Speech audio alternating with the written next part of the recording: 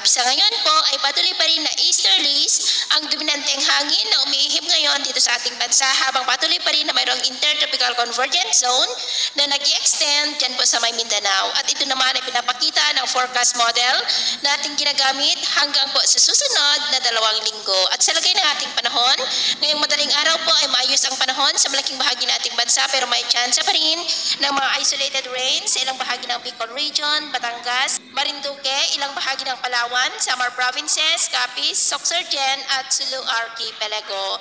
At mamaya po ay sisikat ang araw sa malaking bahagi ng ating bansa, mainit at maalinsangan muli ang panahon.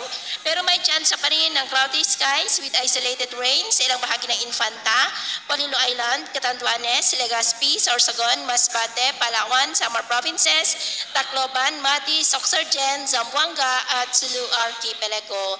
At mamayang hapon po, mas maraming lugar ulit ang makakaranas ng maulap na kalangitan with isolated rains, lalo na po sa may Mindanao, ilang bahagi ng Visayas, Bicol Region at Mimaropa, maging sa ilang bahagi ng Ilocos Norte. Kaya kung lalabas po tayo sa ating matahanan, ugaliin naman po natin lagi ang magdala ng kahit anong panangga natin sa init ng araw at proteksyon na rin po sa mga biglaang buhos ng ulan.